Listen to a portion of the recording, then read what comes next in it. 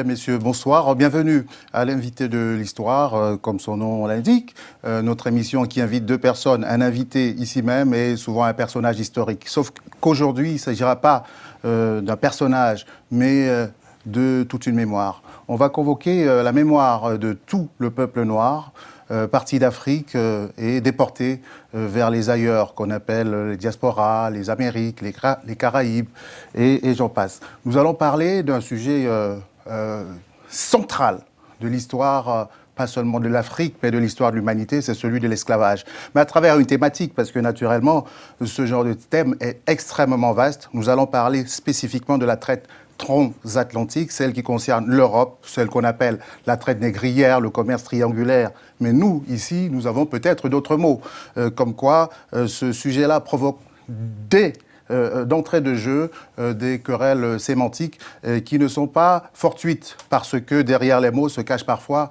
des réalités perçues différemment. J'ai des invités, et notamment l'un d'entre eux qui est un de nos doyens, l'un de nos penseurs, l'un de nos sages, ici dans le milieu de la réflexion parisienne, qui sera chargé de nous conduire, de nous dire la vérité sur ce sujet de l'esclavage que nous avons intitulé tout simplement « Traite négrière, la dynamique de l'industrie esclavagiste ». On aurait pu ajouter européenne. De toute façon, cela va sans dire. Professeur Mbabon, bonsoir. Bonsoir. Vous êtes un invité important parce que vous avez réalisé une œuvre majeure sur la question de l'esclavage à travers un livre qui sera finalement en filigrane de toute cette émission. Un livre que vous avez publié il y a combien de temps déjà ? Il est sorti il y a déjà à peu près 8 ans.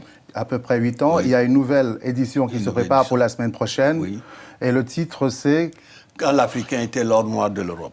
Quand l'Africain était l'or noir de l'Europe, vous faites une allusion à l'or noir d'aujourd'hui ? Tout à fait.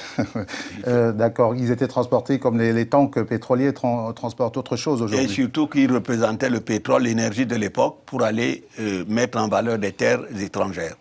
D'accord. Vous avez consacré, j'imagine, plusieurs années de votre vie à ce sujet-là. Oui, évidemment. C'est une réflexion que j'ai eue déjà très jeune.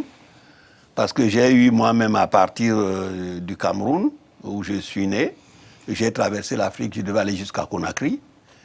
Et déjà, j'avais rencontré sur mon chemin beaucoup de nos compatriotes qui étaient partis et certains étaient revenus, par exemple au Togo, parce qu'il y a un pacte qui avait été signé quand les gens partaient, qu'il fallait qu'ils reviennent. Donc c'est un sujet qui m'a toujours poursuivi toute ma jeunesse.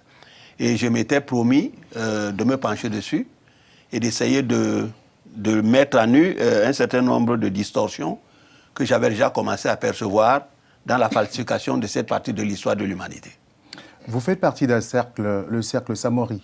Le cercle Samori est un groupe de réflexion sur la culture africaine que nous avons créé à Poitiers en 1982 et qui s'était donné pour mission de revoir le problème du peuple noir pour la renaissance du peuple noir pour sa renaissance. Cela veut dire que nous sortons des chemins battus parce que nous estimons que nous avons été très abîmés pendant ces 4 siècles d'abord de déportation massive et puis par la suite, lorsque nous sommes sortis de cette période très trouble, l'homme noir ne s'est plus jamais retrouvé, il n'a jamais plus été lui-même. Je vais passer aux présentations de notre second invité, Archip Yepmou. Bonsoir. Bonsoir. Vous êtes journaliste et président d'Internet sans frontières. Absolument. Et qui s'occupe de quoi ? Alors, notre organisation promeut à la base la liberté d'expression sur Internet, mais nous faisons aussi la promotion d'Internet comme outil de changement social et aussi outil de diffusion de la connaissance, par exemple. Accessoirement, vous êtes un intellectuel, on peut le dire, qui s'intéresse à toutes ces problématiques. Absolument, et justement, Internet revigore finalement la circulation de la pensée et de l'histoire, même surtout pour les Africains, parce que le professeur va peut-être aborder cette cet aspect tout à l'heure, une des grandes conséquences de l'esclavage a été la destruction des routes de communication, en tout cas le changement des routes de communication. Et aujourd'hui, Internet est un moyen immatériel de communication et un accès aux Africains direct, qui permet aux Africains qui avaient été finalement séparés, qui avaient été nucléarisés, de recommuniquer ensemble. Donc il y a certainement une dimension comme ça aussi dans mon travail. Vous serez très libre sur ce plateau aujourd'hui, à la fois comme assesseur pour nous aider à poser des questions à l'invité de marque, l'illustre invité que nous avons, et puis aussi peut-être pour objecter parfois sur telle ou telle question. C'est responsabilité lourde, Archip, compte tenu de la montagne qui est devant nous. Nous avons pour habitude d'introduire notre émission par un commentaire sur image. Aujourd'hui, nous avons choisi simplement un extrait vidéo pour ne pas trop divaguer, qui pose la question. Extrait vidéo sur le thème du jour. Le lieu de mémoire de cette traite transatlantique à destination des Amériques est l'île de Gorée, au large du Sénégal. Un témoignage de l'horreur visité par de nombreux touristes. Des cellules comme celle que vous faisant face, réservées aux hommes, faisant chacune 2,60 m sur 2,60 m, on en mettait 15 à 20. Ils étaient assis le dos contre le mur, des chaînes les maintenant au cou et au bras. Au milieu de la chaîne où vous aviez une grosse boule que l'esclave était obligé de porter entre les deux mains de jambes. Rendez-vous compte, pendant 3 siècles et demi et sans répit, traqués, chassés, arrachés à leur sol natal comme les racines des temps, sous la torture et l'humiliation. Comme le montre cette carte, que l'on enseigne dans les écoles, depuis la côte atlantique, pendant plus de 3 siècles et demi, 12 millions de Noirs ont été déportés vers les Amériques. Déportés par des Européens. Une traite inhumaine, dans des conditions barbares, fondées sur un racisme absolu, où les Noirs étaient considérés comme des sous-hommes.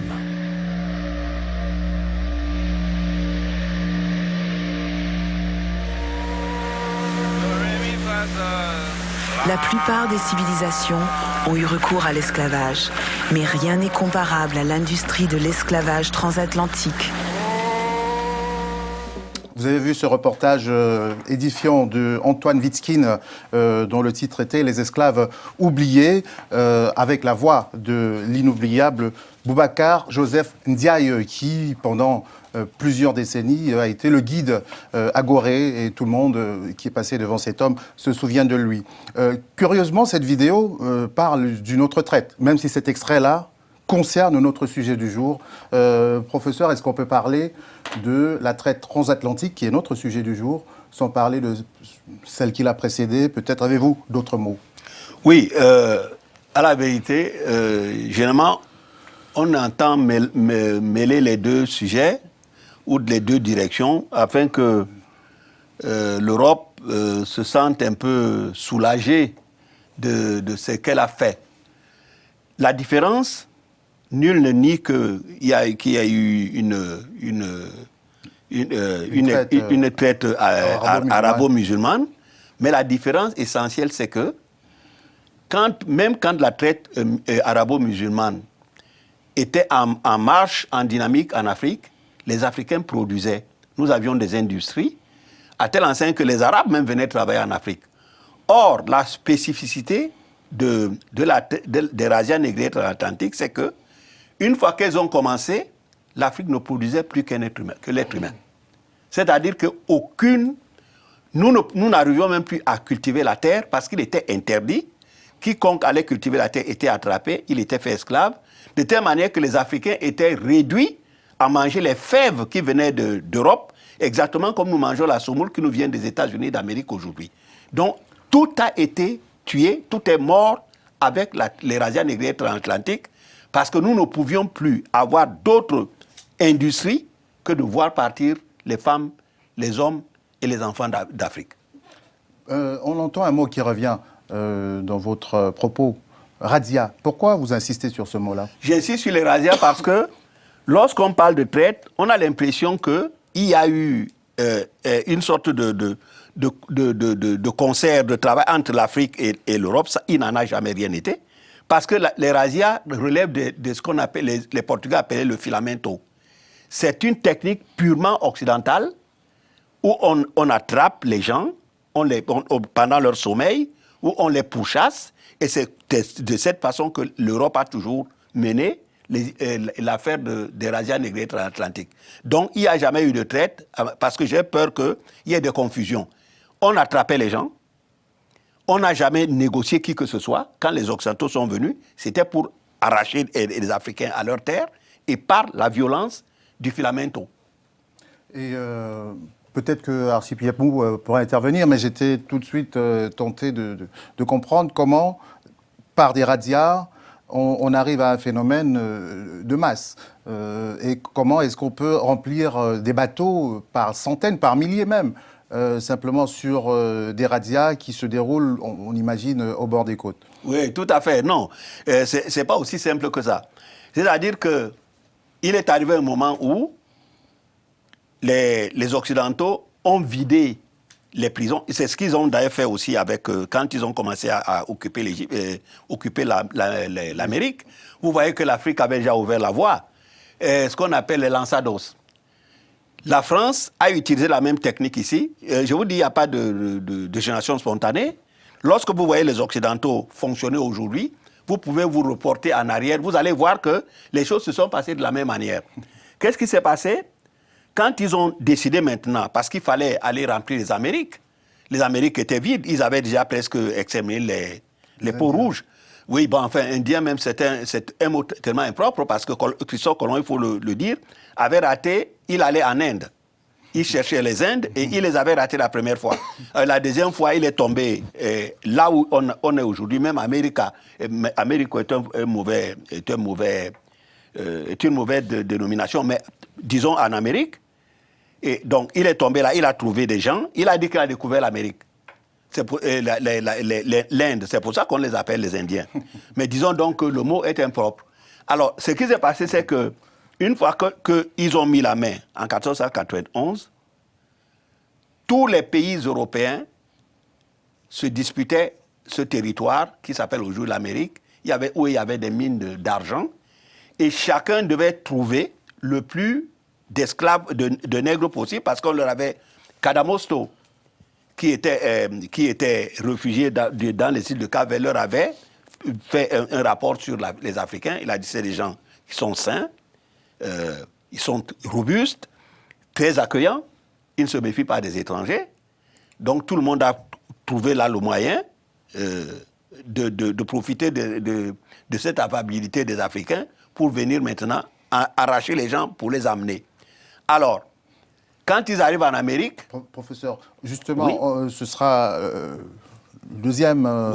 la deuxième étape de notre discussion, quand on est dans l'industrialisation même, on y reviendra, mais je voulais passer quand même la parole à Arcip Yapmou. Je vous ai laissé développer d'abord pour que, éventuellement, il ait... D'abord, j'aimerais saluer le travail du professeur, une somme importante sur la question du système industriel de l'esclavage et sur la question des origines. Évidemment, il ne faut pas mélanger les deux traites comme vous le disiez, mais est-ce que finalement il n'y a pas une communication entre, en tout cas au niveau des systèmes de prise des captifs, qui allait être transformé ensuite qui allait ensuite être un esclavage? Est-ce que finalement on ne gagnerait pas aussi à analyser la structure de la traite arabe pour comprendre en partie seulement, pas complètement, la traite transatlantique plus tard? C'est la première chose, parce que la première fois qu'on finalement relate, qu'on a un écrit sur une position, en tout cas des personnes amenées en esclavage en terre d'islam, c'est aux orées de l'islam. Au 8e siècle, à Zanzibar, il y a des achats d'esclaves qui vont aller vers le Moyen-Orient. C'est la première chose. Et surtout, vous avez souligné, deuxièmement, le problème sémantique. Vous avez raison, vous n'êtes pas d'accord avec le mot traite négrière, parce que finalement, pourquoi est-ce que pour qualifier un crime contre l'humanité, un crime terrible contre la dignité humaine, on utiliserait un vocabulaire du droit des affaires, traité, contrat? Pourquoi? Enfin, finalement, ça ne donne pas assez la nature.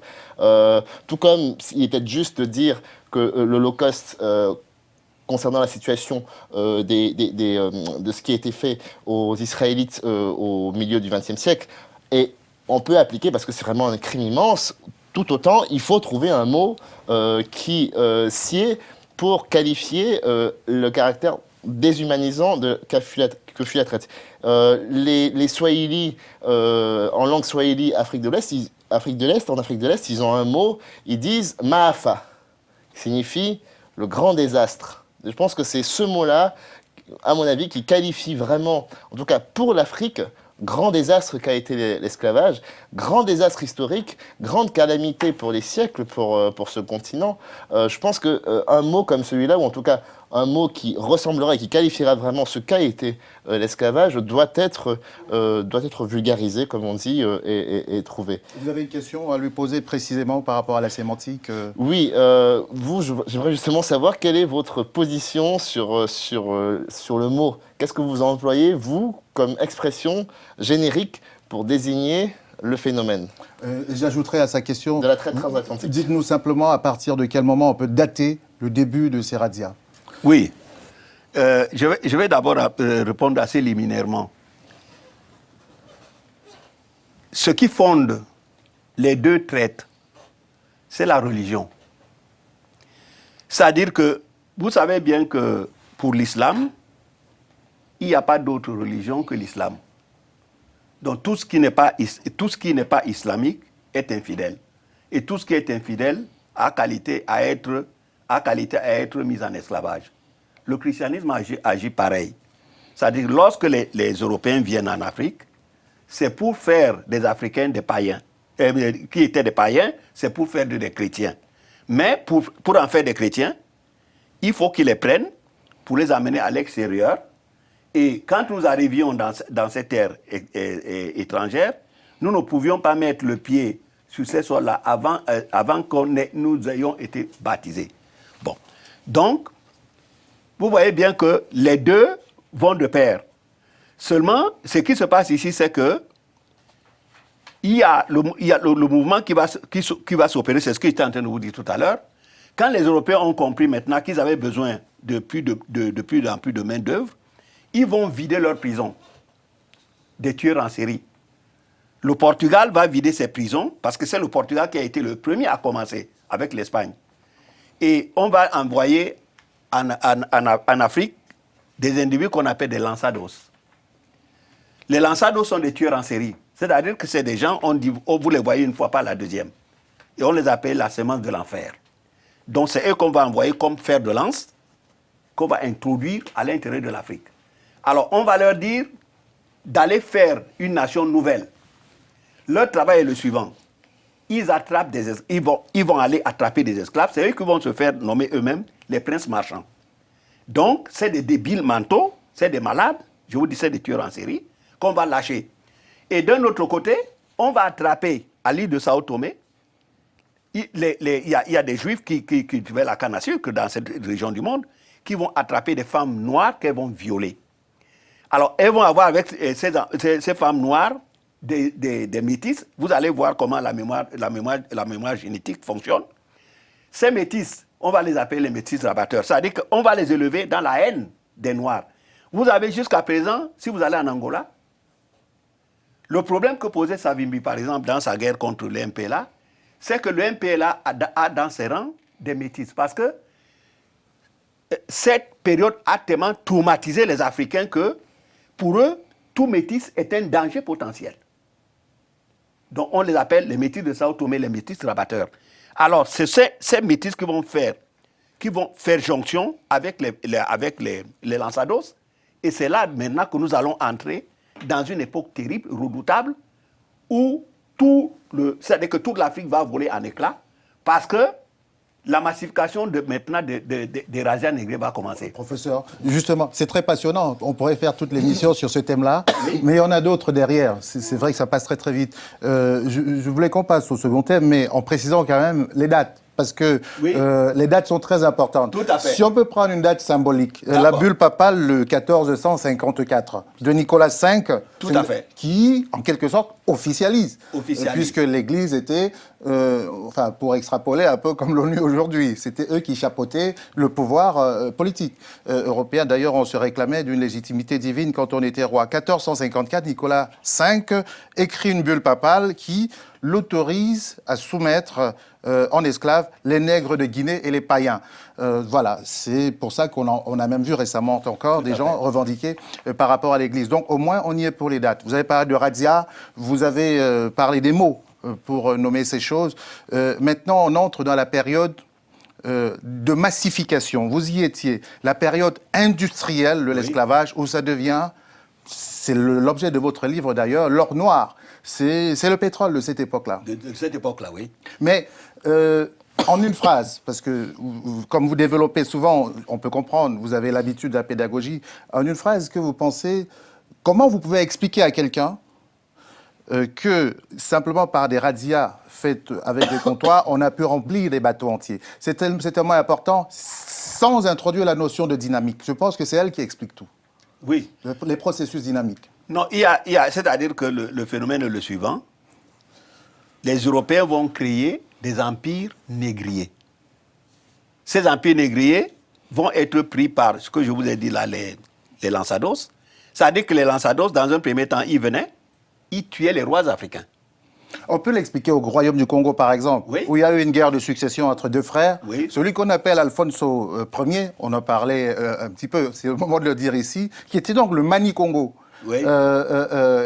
On raconte, la légende aujourd'hui de la falsification raconte qu'il a écrit au roi du Portugal pour demander qu'on vienne finalement annexer son pays, alors que ce sont des enfants qu'on adoptait à 7 ans, qu'on envoyait au Portugal qui revenaient adultes. Oui, et méfions-nous d'abord, d'ailleurs, ça ne s'est pas passé comme cela. Justement. C'est-à-dire que quand les Portugais arrivent, quand les lanzados vont commencer à entrer au Congo, dans cette partie du monde, Nzinga Bemba, c'est-à-dire que celui qui sera Alfonso Ier, est un gouverneur de province. Exactement. Bien. Maintenant, il a compris que le danger est arrivé au Congo. Parce que quand les Portugais arrivent, ils disent qu'ils viennent évangéliser et qu'ils apportent la religion. Mais Nzinga Bemba a compris tout de suite que ces gens-là ne venaient pas uniquement pour la religion. Alors qu'est-ce qu'il va faire? Il va se convertir au catholicisme. Et il se fait donc appeler Alfonso Ier. Et il se dit immédiatement, il décrète qu'il est le frère du roi du Portugal, Jean Ier. Donc, voilà deux frères qui sont des rois chrétiens, chacun en son royaume. Mais ce qui va se passer, c'est que Nzinga Bemba constate que, malgré le fait qu'il soit un roi chrétien, les Portugais continuent de venir enlever des Congolais pour les amener. Alors, il écrit à son frère, à son royal frère, il dit, mais je ne comprends pas que je sois ton frère, un roi chrétien. Donc, les Congolais sont sous ma responsabilité. Donc, ils ne sont plus païens puisqu'ils ont un roi chrétien. Mais que tes hommes continuent à venir les enlever me pose problème. Il faut préciser peut-être pour qu'on comprenne aujourd'hui que c'était un immense empire. Et comme ça se passe, même jusqu'encore aujourd'hui, on montait une faction contre un autre, un gouverneur contre le pouvoir central, etc. Oui, on les armait. On n'en est même pas jusque-là. On n'en est même pas jusque-là. C'est-à-dire que c'est des Portugais qui enlèvent. D'ailleurs, Nzinga Bemba, pour contourner le roi du Portugal, il va prendre ses neveux et ses nièces, il va les envoyer au Portugal pour qu'ils fassent des études religieuses. Et qu'est-ce qui va arriver? On va tout simplement les arrêter en pleine mer, en plein océan. On va les vendre au Portugal. Et c'est là, et lui-même a échappé à 15 attentats. Et c'est là que Nzinga Bemba va écrire au roi du Portugal. Et ça va commencer à se gâter parce qu'il reproche au roi du Portugal de ne pas tenir sa parole et en insinuant d'ailleurs qu'il avait été dupé, il a été abusé, puisque le roi du Portugal, lorsqu'il venait, il envoyait ces gens chercher, prendre des Congolais, les attraper. C'était pour en faire des chrétiens. Or, lui étant roi chrétien, il ne comprend pas qu'on continue à venir les enlever. Et là, le roi du Portugal va lui signifier que s'il continuait à protester, il finirait lui-même certainement dans une cale de bateau. Je vais passer la parole à Archip Yepmou pour réagir à ce sujet-là. On s'est attardé un peu sur le Congo parce qu'il est emblématique, hein, Oui. parce que tellement il a été saigné, ce pays-là. Il fallait rétablir peut-être quelques vérités à partir de là. Mais évidemment, le phénomène était beaucoup plus vaste. Il a touché toutes les côtes africaines, jusqu'à l'intérieur, jusqu'au cœur même de l'Afrique. Et on voit quelques photos, parce qu'il faut dire, on a l'impression qu'il n'y a pas eu de résistance, alors que si, il y en a eu beaucoup. C'est pour ça aussi qu'il y a eu autant de saignées. On voit par exemple sur cette carte des photos d'époque qui montrent une Afrique avant l'arrivée occidentale, qui était construite, qui était structurée. On voit des villes, là par exemple, c'est Benin City, qui est au Nigeria actuel. On a la ville de Koumassi, en Royaume Ashanti, qui est là. On voit des villes structurées. Et aujourd'hui, l'Afrique d'aujourd'hui est moins construite que cette Afrique-là. C'est quand même hallucinant.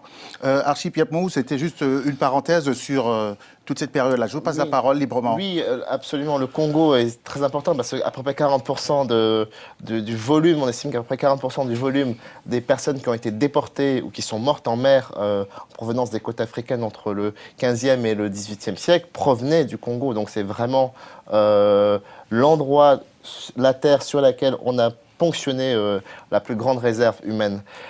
Mais par contre, là où je suis moins convaincu par votre démonstration, excusez-moi, je veux le dire, c'est la dimension, comment dirais-je, bon, le cas du roi Alfonso de Zingabemba, il est ce que vous avez dit, mais attention, est-ce que vous pensez vraiment qu'on peut éluder complètement la responsabilité des individus, pas des Africains, parce que moi je crois qu'on peut très bien segmenter les responsabilités, ou en tout cas identifier des responsables ou des complices, surtout, des complices africains de l'esclavage, sans pour autant dire que les Noirs, les Africains ont participé. Je pense qu'on peut avoir cette honnêteté intellectuelle historique et qu'elle est même salutaire. Pourquoi ? Parce qu'il y a une résonance directe avec ce qui est dit par ailleurs, ce qui a été dit par ailleurs au XIXe siècle ou bien ce qui a été dit récemment par le président français sur la capacité à être responsable, à être un sujet finalement de droit des Africains, en disant ok, ce sont les Européens ou ce sont les Arabes responsables, nous on a été passifs, victimes ou au mieux collaborateurs, mais quand même la notion de culpabilité des chefs de ces pays-là ne peut pas être prise en compte. Je me demande si ce n'est pas une erreur, en fait. Je me demande si ce n'est pas une erreur. Et même, je vais aller plus loin, la question panafricaine aujourd'hui, est-ce qu'elle n'est pas tributaire de cela ? Aux Amériques, surtout chez les Noirs américains, la mauvaise vision, finalement, le mauvais sentiment, en tout cas la mauvaise analyse qui leur fait dire que les Africains sont responsables finalement de leur déportation en partie, vient de ce fait que finalement, après par exemple les indépendances, moi j'ai été à l'école à Douala au Cameroun, je n'ai lu nulle part qu'il y avait aussi une responsabilité un peu quand même africaine dans la déportation. Que finalement, est-ce que vous pensez que on ne doit absolument pas relever la responsabilité juridique, par exemple, éthique, de quelques brebis galeuses qui ont été aussi responsables de ce drame, qui ont eu la faiblesse, parce qu'elles voulaient avoir de l'argent, du pouvoir, des armes, de l'alcool, que sais-je, eu la faiblesse de participer. Il y a évidemment, et ils sont en plus grand nombre, des gens qui ont résisté, des rois qui ont résisté, mais il y en a aussi qui n'ont pas résisté. Bien. Établissons d'abord ceci. L'Africain d'aujourd'hui n'a rien à voir avec l'Africain d'avant les razzias négrières. C'est la première chose. C'est-à-dire que lorsqu'on voit aujourd'hui certains régisseurs qui collaborent avec l'Occident contre leur peuple, dites-vous bien que ces Africains n'ont rien à voir avec les Africains d'avant les razzias négrières transatlantiques. D'abord parce que une société a une culture. Il n'y a pas de culture universelle comme ça. Sinon, tout le monde serait pareil. Nous agirions de la même manière, fort heureusement d'ailleurs. Bien. Lorsque vous regardez comment les sociétés fonctionnent, elles ne peuvent fonctionner que par rapport à leur philosophie de base. Nous avons 3 grandes sociétés noires. dans le monde. Du monde avant les razzias négrières. Il y a l'Afrique, il y a l'Égypte pharaonique, il y a l'Inde. Parce que ce qu'on ne sait pas, c'est que les habitants de l'Inde actuelle, ce ne sont pas les vrais habitants de l'Inde. Les vrais habitants de l'Inde, ils sont dans une petite île, ils sont à peu près 8500. Parce que les Aryens les ont poussés dans cette île-là. C'est eux qu'on appelle les Dravidiens. C'est les vrais habitants de l'Inde. Et c'est eux qui ont laissé comme héritage la non-violence en Inde. Pourquoi? Parce que Bouddha, dont le vrai nom s'appelle Sakyamuni, était un prêtre égyptien, nègre, qui est allé construire cette dynastie. C'est pour cela que dans beaucoup de statuettes de Bouddha, vous voyez souvent des ronds sur les cheveux, c'est des cheveux crépus. Bien. Vous avez l'Égypte pharaonique, on peut aller demander à Havas maintenant, n'a jamais pratiqué l'esclavage, contrairement à ce que les films américains ont voulu démontrer depuis, parce qu'il faut savoir que on voyait des Juifs qui étaient en train de construire des pyramides, alors que quand les Juifs sont arrivés en Égypte, on ne construisait plus de pyramides. La société africaine, celle qui est là, ne pouvait pas connaître, et il n'y a même pas de mot générique pour désigner un esclave. Et pourquoi ces sociétés fonctionnent de cette façon? D'abord parce que dans toutes ces sociétés, le roi était d'abord un prêtre. Et le pouvoir temporel, le pouvoir spirituel étaient réunis dans la même personne. Lorsqu'ils prenaient le pouvoir, ils étaient nus et ils portaient une peau de panthère. Vous pouvez voir, quand le pharaon prend le pouvoir, le roi d'Afrique prend le pouvoir, nous n'avons plus les images de l'Inde. Donc, ce sont ces sociétés qui ont fait. N'oubliez pas que l'homme est venu d'Afrique. Comme disait Cheikh Anta Diop, si l'homme n'avait pas quitté l'Afrique, il n'y aurait pas de blanc. Donc ces sociétés sont des sociétés extrêmement spirituelles qui ne peuvent pas avoir les mœurs qu'ont les sociétés qui ont vécu dans les grottes. Bon.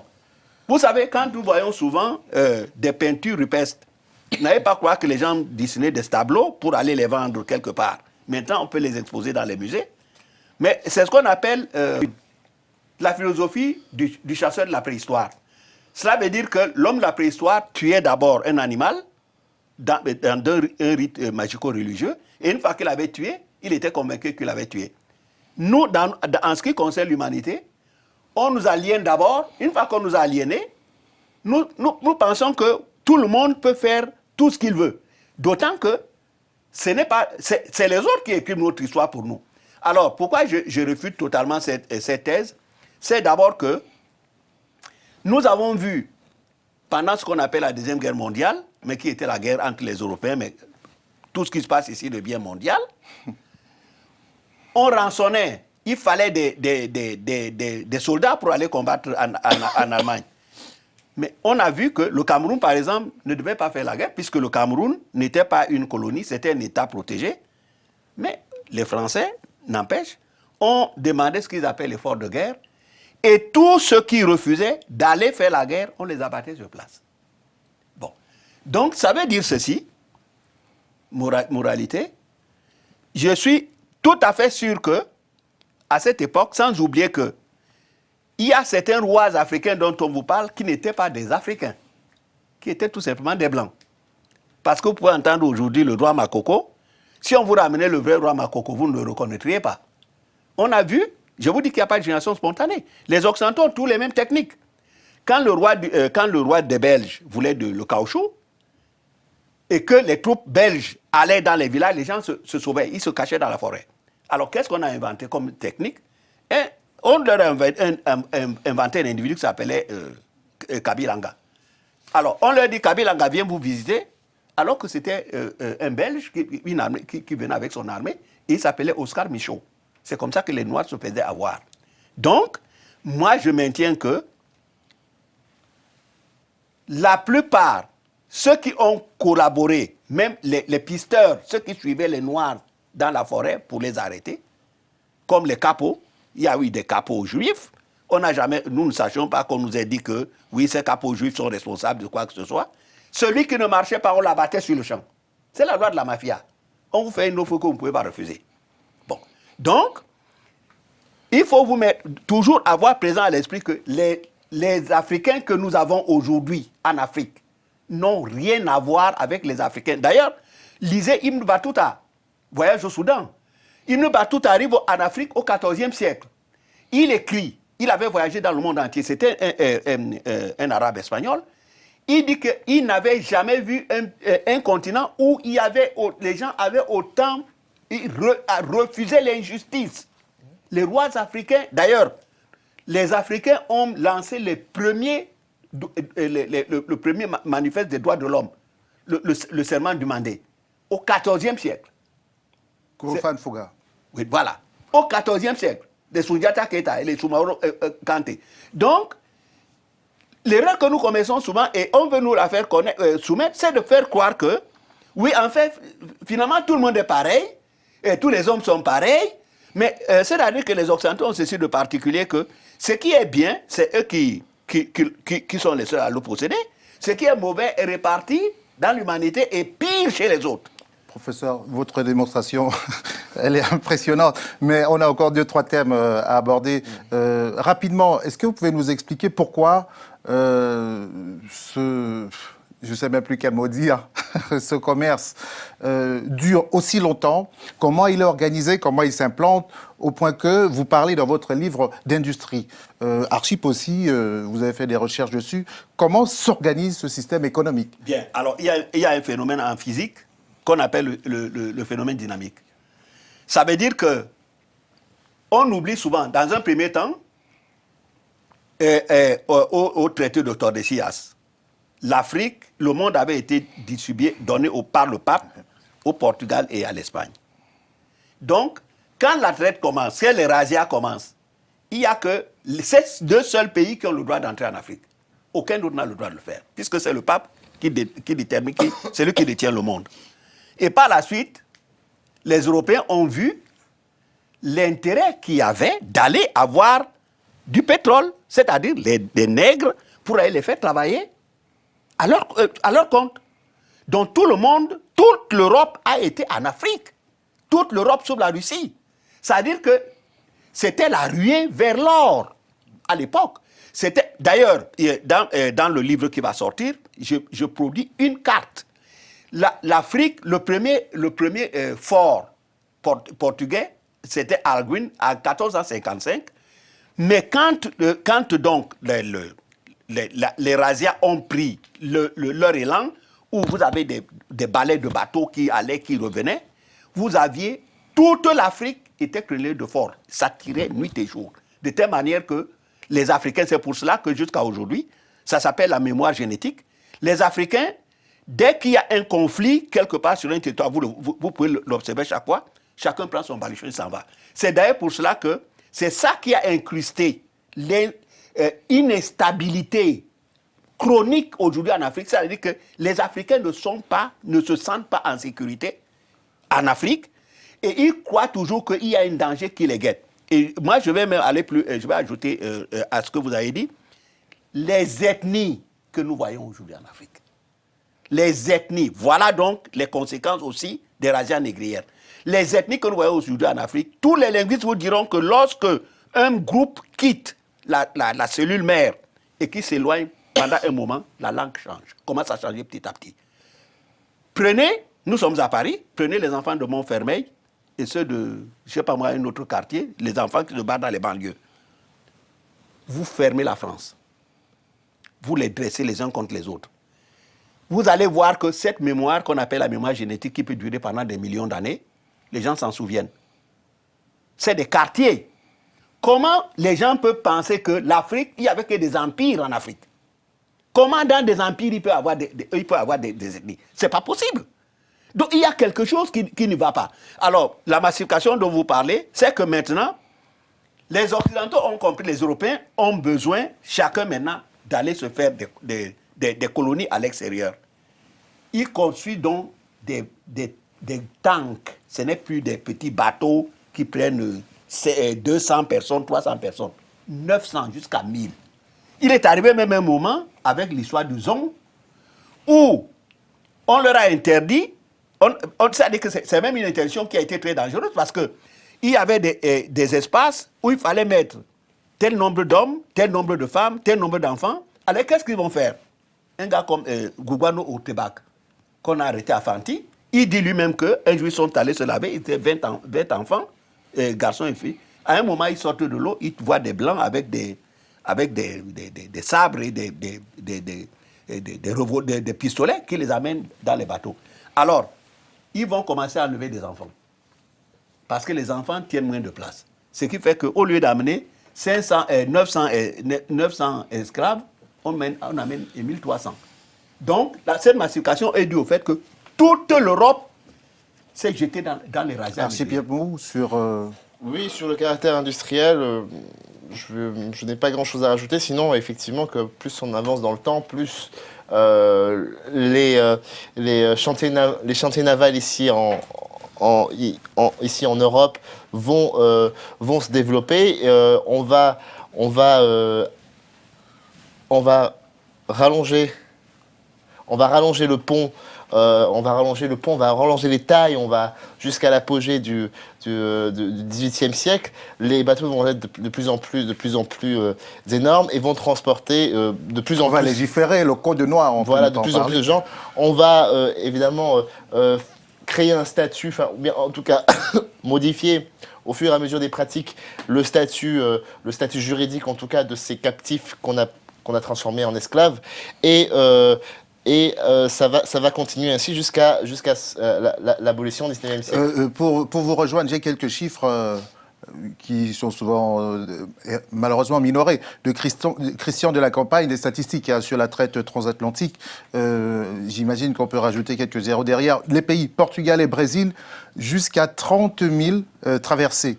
Par exemple, c'est énorme, enfin, je sais pas, jusqu'à 30 000, Espagne et Cuba 4 000, Grande-Bretagne 12 000, etc., etc. Et puis il y a les nombres de navires aussi, c'est hallucinant, ça se compte par milliers. Oui. Oui. Alors ce qui est de frappant vraiment, c'est le caractère déshumanisant, parce qu'il y a le phénomène d'envoyer déporter des gens pour le travail, mais il y a, à cela va se rajouter quand même on va leur ôter l'humanité. Vraiment, il y a le caractère déshumanisant, bestial de la chose. La réification. Voilà, parce que la première chose qu'on fait dans ce qu'on appelle le passage du milieu, c'est-à-dire le moment entre celui où vous arrivez effectivement dans la plantation chez votre maître final et celui où vous êtes enlevé. Donc c'est le passage du milieu. Et pendant ce temps-là, on va vraiment, on emploie des mots, le vocabulaire qui est employé, c'est le vocabulaire qu'on emploie avec les chevaux. Donc on va vous dresser, on va vous ôter toute votre humanité, un peu comme on fait avec les chevaux qu'on vient de prendre dans la brousse et qu'on va dresser. Justement, vous allez poursuivre, je vous redonne la parole tout de suite, le rôle des autorités morales et intellectuelles européennes à ce moment-là. Alors, il est intéressant parce que, comme vous disiez, il y avait l'affaire religieuse. Est-ce qu'on prend celui qui est pas catholique ou dans le cas de la traite musulmane, celui qui n'est pas musulman?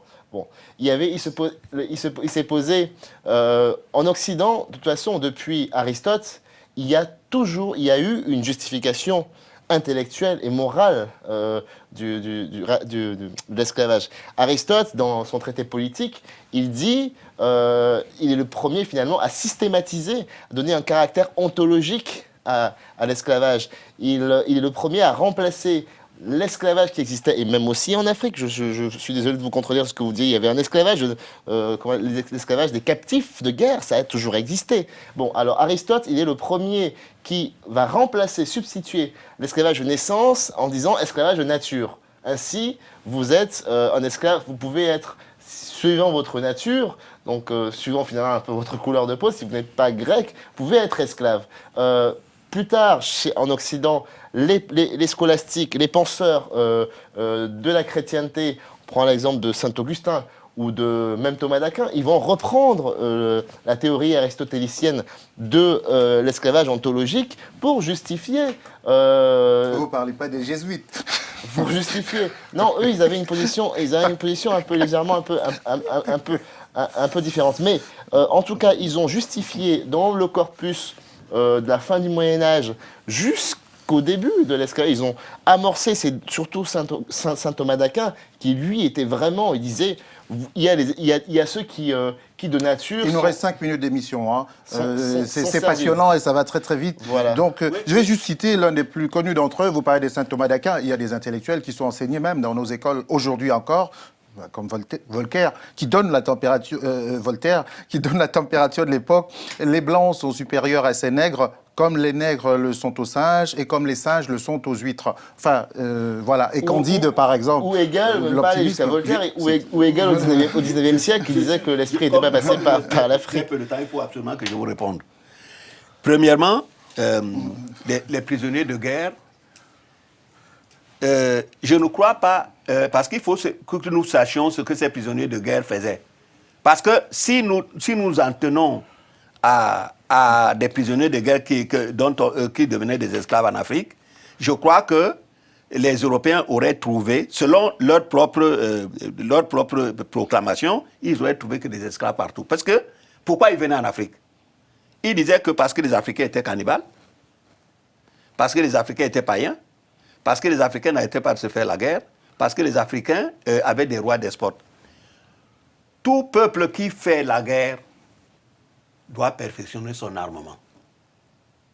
Si les Africains s'étaient fait la guerre, les Européens ne les auraient jamais trouvés avec un armement aussi rudimentaire. Ce n'est pas possible. 2, parce qu'il faut qu'on parle de ça. Vous avez montré tout à l'heure une image des villes, des cités. Effectivement.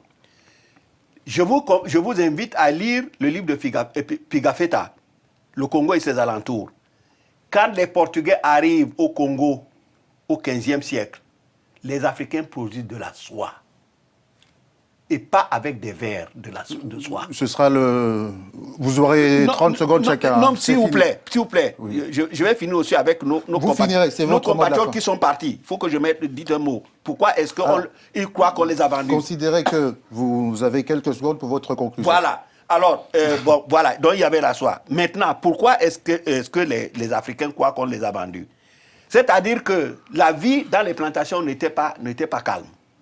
Il y avait des révoltes tout le temps. Notre peuple ne sait, en mer, en terre, donc ils sabotaient les plantations. Jusqu'au jour où on demandait aux enfants.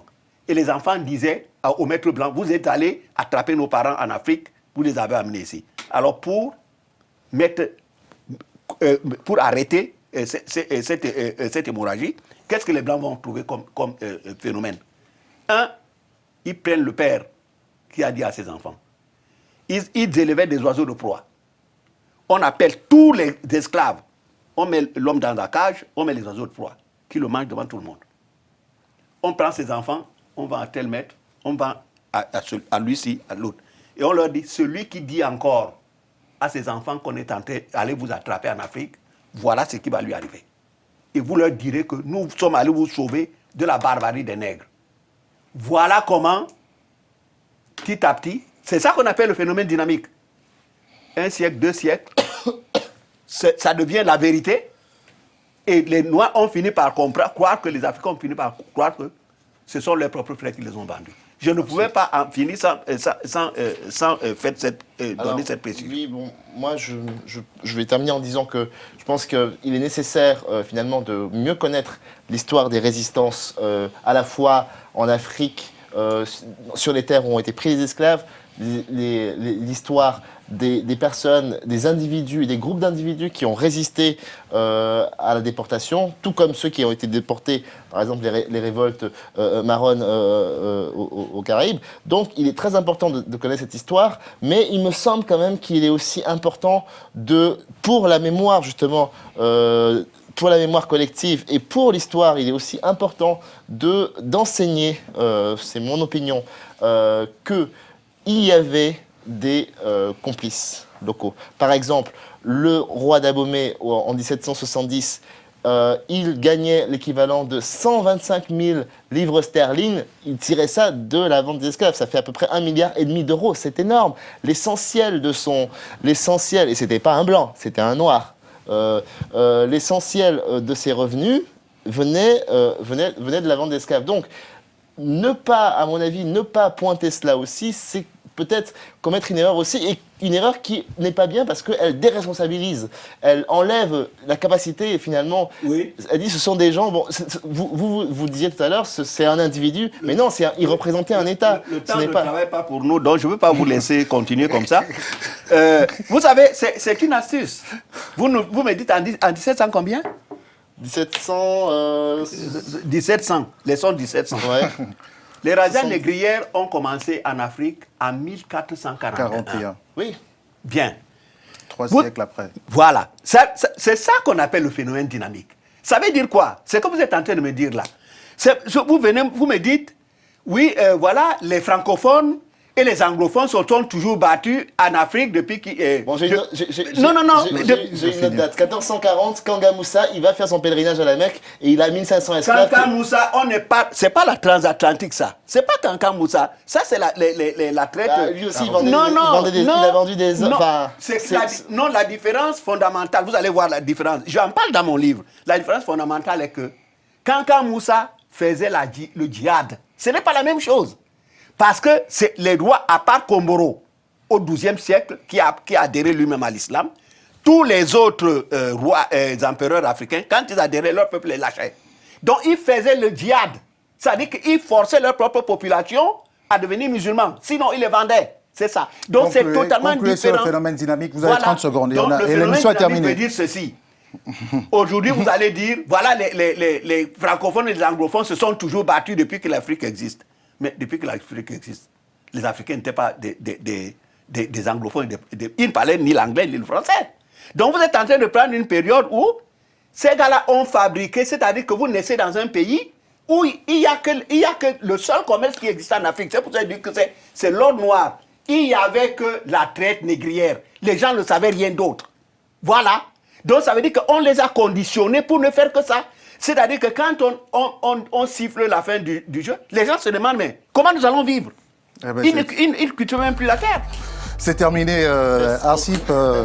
On avait un invité qui avait des choses à dire, donc on l'a laissé parler. Vous serez au Salon du Livre la semaine prochaine pour la nouvelle édition de votre livre « Quand l'Africain était l'or noir de l'Europe ». Il y a toujours autant d'or noir en Afrique. Maintenant, c'est le pétrole. Avant, c'était des humains. On ne peut pas conclure cette émission. Il faut que chacun la médite en son âme et conscience. Et ceux qui sont curieux, allez chercher, parce que l'Afrique a besoin de réparer, de guérir sa conscience et sa mémoire. Bonsoir, rendez-vous dans 15 jours sur Télé Sud.